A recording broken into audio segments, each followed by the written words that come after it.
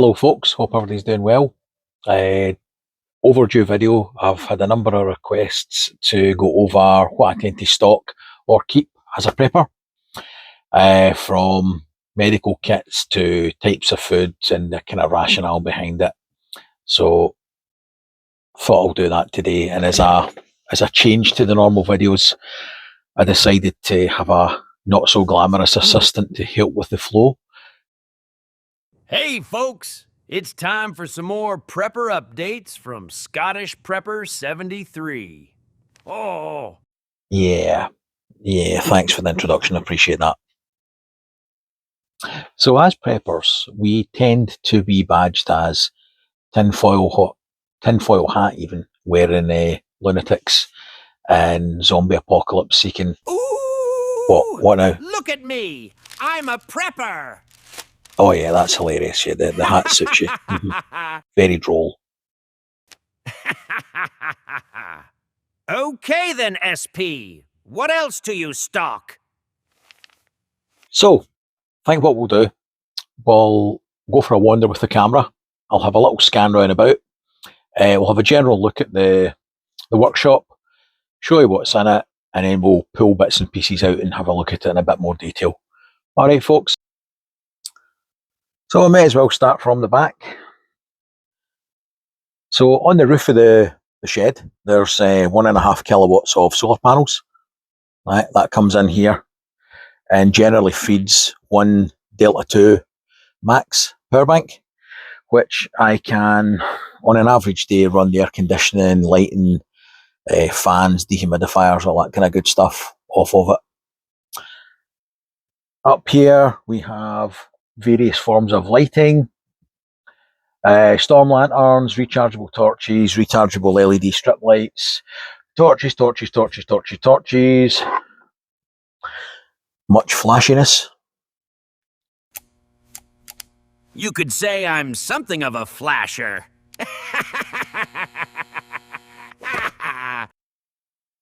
Oh yeah, that was hilarious. Yes, we've got a flashing fish. How hilarious. Anyway, before I was so rudely interrupted.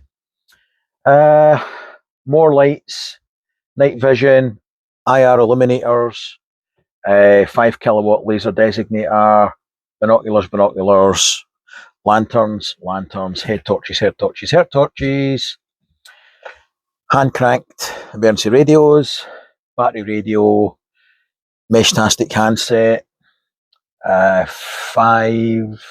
6 Bayfang radios, body armour, ballistic plates, that's a different story. Power banks, let me see. Power banks. It's always bloody power banks with you.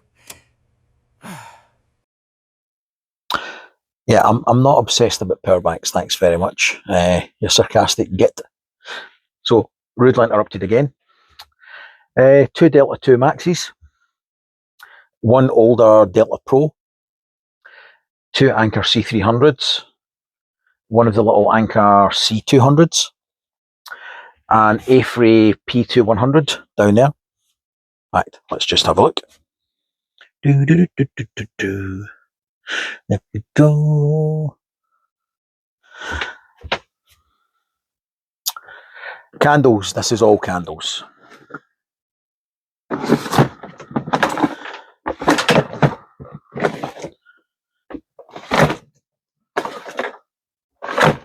So yeah, in case nobody knows what a candle looks like, right? Battery. Mixed bag of rechargeable batteries, rechargeable battery charging stations. Can't have enough batteries. So, Augustin Farm, I've been buying in a lot of their stuff. Not my particular taste, but I could eat it. I can eat it. I don't dislike it. For the shelf life offered, I will stock it. And I've yet to find a better UK alternative at a similar price. So yeah, this is all long life food, 25-year stuff. Some of the Mountain House stuff, really good food. too expensive in my mind. More of the August Farm stuff. This is individual wet meal pouches. This is 25-year freeze-dried stuff. I did a video on this one as well, and the August Farm stuff actually. That's really good, that. These are all British Army 24-hour wrap packs. Pickles and things. This is my bug out bag. I think I've done a video review of the bag somewhere. There's definitely one on the channel. Tinned fruit. These are excellent. These are chopped pork, really long shelf life, 2029, and it's 1.8 kilograms of meaty goodness. So for your protein mix for your preps, fantastic. Predominantly protein on this shelf. Meats, soups, tuna. And down here, pasta. This is all in Mylar bags with oxygen absorbers. Rice. Stop, prep, and listen. Rice, rice, baby. Yeah, I don't think Vanilla Ice has got anything to worry about with that rendition and murdering of Rice, Rice Baby. Anyway, let's continue. That's mostly chapati flour in there. Do you know what? Let's just open it up. Excuse the cables. Mashed potatoes and pancake mix. Obviously not in the same bag at the same time. In case anybody's wondering, that is a dehumidifier. Fan for distribution airflow. The shed's got its own air conditioning system built in. Red lentils, salt, oats, flour, rice, and down the bottom, this is all mostly Mylar bagged stuff. Over here, that's all more rice, pasta, that kind of stuff. Lifesaver jerry can, I've done a video on that. 3 gas stoves. Soap, all soaps. Tarpaulins, medical kits, gas masks, respirators. That's full of matches, lighters, storm matches, yeah, all that kind of stuff. Vacuum sealer, protein stuff, again, jarred pasta sauces, soups, rice puddings, greens, and 1 or 2 tins of potatoes. That is a complete box of baby wipes, rubber gloves. That's all books in vac sealed boxes. That's a box full of rice. More salt, more sugar, and that's striking rods and all that kind of good stuff. So I think what I'll do is I'll pull down the box of medical supplies and let you have a look in that. Oh, yes. How exciting. Yes, it's not all just plasters. Tell me more about plasters. It's all medical stuff. So if you don't like plasters, then don't look. I'm not so sure this sidekick was a good idea. I will try and do this one-handed, if you'll pardon the pun. So this is a pouch from Anytime Doctor, and I've done a review on this. It's basically a bag travel kit full of antibiotics and a basic first aid kit. God damn it. It's better. So, I believe all the good stuff's in here. So, yeah, what we have is a mixture of amoxicillin, antiseptic creams, erythromycin. God, I can't even pronounce that. That's terrible, isn't it? This one is cetrizine. Anyway, I'm not going to go into the whole thing. I've done a review on this pack before, and there's a link on the video that I've done the review on where you can get it.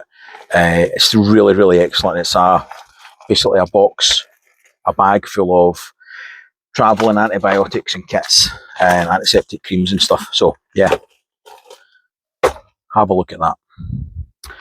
This is a practice bandage. So I've taken this out of the box. It'll never be used in anger. It's purely for practicing how to put on an Israeli bandage. Always practice your preps. Bandages, wrap bandages, first aid kits, complete. Instant teeth fillings, they're excellent. Everybody should have those. More bandages, extra trauma shears, scalpels. This is my own first aid kit, which actually should be back in my bag. Sure, I've done a video on this one already, but I'll just open it briefly.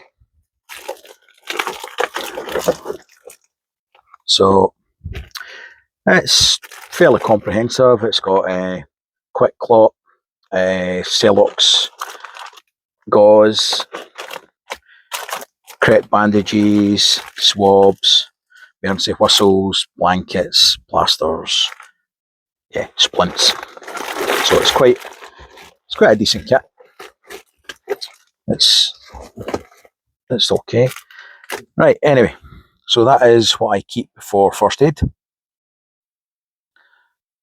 So in addition to domestic solar, I'll put some pictures as we're chatting here.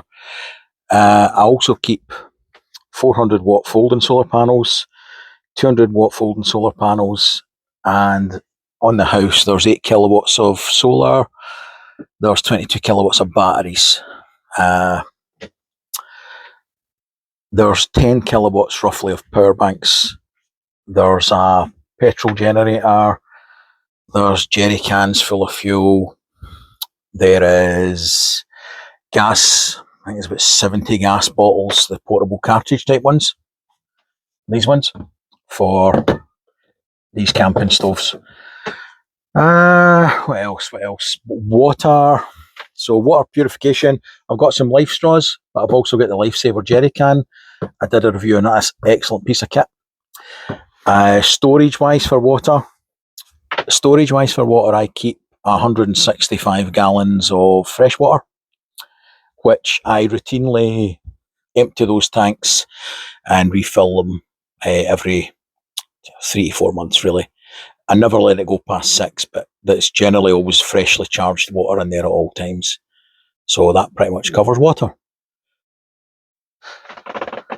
So that's a brief overview of what I tend to keep. I try and accommodate enough food for my family and some extended family for about 6 months-ish, give or take, averaging 2,000 calories per day. That's what I've aimed for. That's more or less where I am. Power-wise, I'm more or less where I want to be. Please excuse the flashing, I'll get criticised for that later. I've still got to change the light. Power-wise, I'm where I want to be.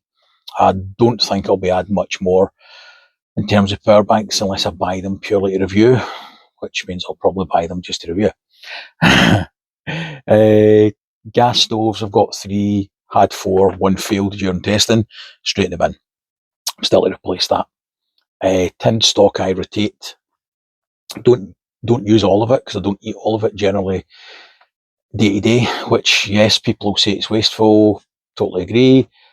It's my money, and if I want to throw stuff out that I've never eaten, I consider it to be insurance. That's my problem. There is better ways to do it. Stock what you eat what you stock. Totally get that. I am not a perfect prepper, not by any stretch of the imagination. There's a thought that it's a dead serious thing prepping, and it's got to be, die hard. We're going into the bushes, and you have to have a backpack on at all times. That's about making life easy. That's my view on it. I don't want to live in a tree. If I can avoid it, I've got enough kit to do it if I had to, but it's not my first choice in life, that's for sure. You preppers.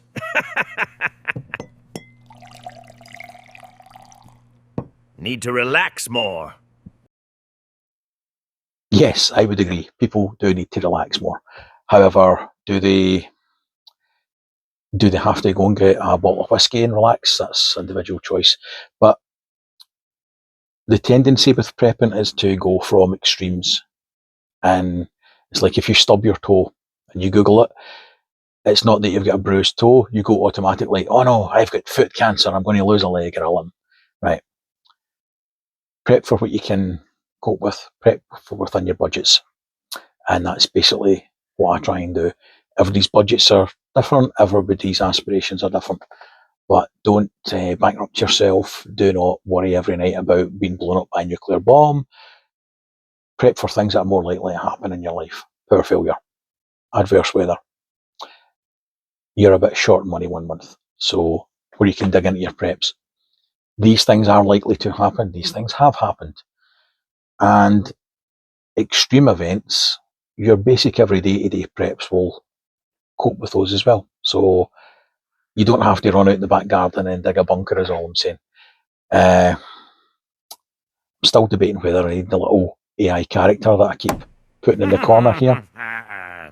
That's right, fat boy. Do I really need you? couldn't And do the show incidentally, I'm not without fat. me. I am big boned. Right? Big boned. Big boned. What are they, dinosaur bones?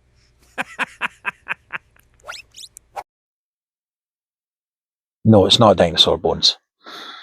I don't need this crap. So, yeah, that's a brief overview of what I keep, why I keep it. If you've got any questions, specific questions, then just let me know. And if you don't mind liking, Over at last. Like and subscribe, folks. Saves him moaning. I was just about to say that. Yep, that's great. If you do not mind liking, subscribing and sharing, helps the channel grow. Channel grows and I'm able to do more things. Everything I do is self-funded. I've been sponsored for nothing. So it's always an honest review. Yeah, thanks for your attention, folks. Speak to you soon. Take care. Bye.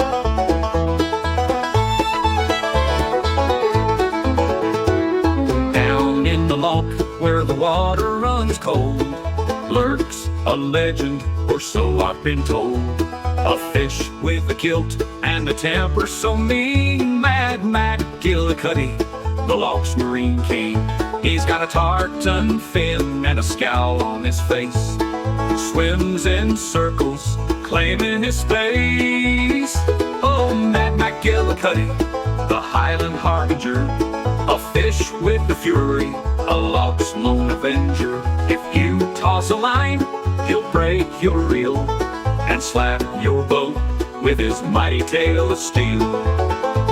He once sank a skiff with a flick of his fin, then chased the poor captain round Inverness End. The bagpipes they wailed as the story was told of the fish with a temper and a heart made of gold. A legend, a menace, and a mystery too. McGillicuddy's wrath is a Scottish taboo. But don't you dare call him a cod or a trout.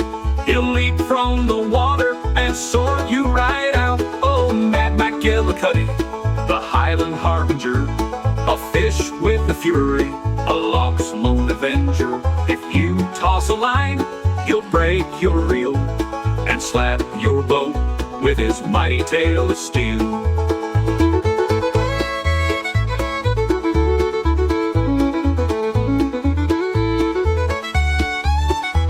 He guards the loch like a warrior bold. His story's been sung by the drunk and the old. Some say he's magic, a spell gone awry. Others just swear he's a fish with a pie in the sky.